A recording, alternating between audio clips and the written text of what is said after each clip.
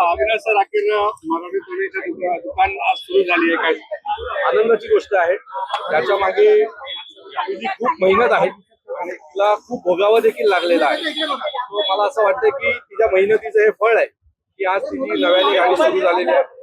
आणि मी खात्रीने सांगतो तिच्या पाठीशी महाराष्ट्र नवनिर्माण सेना आणि सन्माननीय राजसाहेब ठाकरे हे नेहमी तिच्या पाठीशी गंभीर उभे राहतात. पाहिलं तर पगार भेटेल आपल्याला. अनेक फेरीवाल्यांचा देखील या ठिकाणी विरोध होतोय, त्याला कसं पाहिलं? मला असं वाटतं की फेरीवाल्यांचं आंदोलन 2018ला महाराष्ट्र नवनिर्माण सेनेने सुरू केलं. 17ला त्यावेळेला आम्ही ओरडून सांगत होतो बाबा 150 मीटर पर्यंत कोणालाच गाडी लावून दिली. याच्या बाबतीत आम्ही पोलिसांचा पाठपुरावा केला, आम्ही रेल्वे पोलिसांचा पाठपुरावा केला, आम्ही कोर्टात केला, आम्ही सगळं केलं.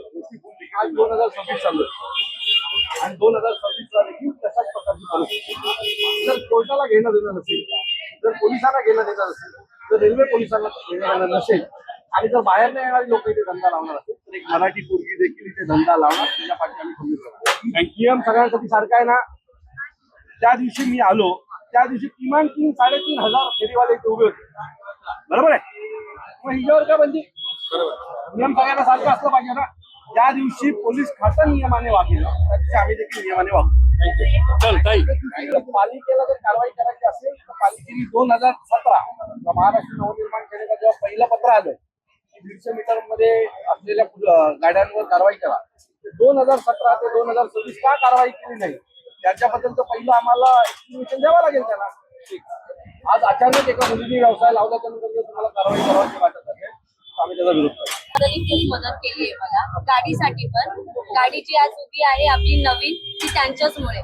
मी जेव्हा गाडी युज करत होती ती रेंटनी युज करत होती. दादानी मला खूप मदत केली आहे.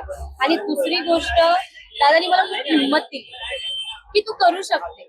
त्यांचं एक म्हणणं आहे जे मी लास्ट व्हिडिओमध्ये लास्ट पोस्ट मध्ये टाकलेलं की मराठी लोकांनी बिझनेस करावा, मराठी मुलांनी बिझनेस करावा, यासाठी मी पैसा लावतो, तुम्ही बिझनेस करा, असं वाक्य आहे दादा.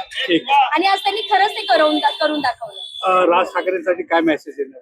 मला एवढंच वाटतं की त्यांनी इथे एकदा व्हिजिट करावं. मी दादाला बोलली होती पण ते बोलले थोडेसे बिझी आहेत, पण जेव्हा पण इथे येईल खूप खूप खूप आनंद होणार. खूप दादा.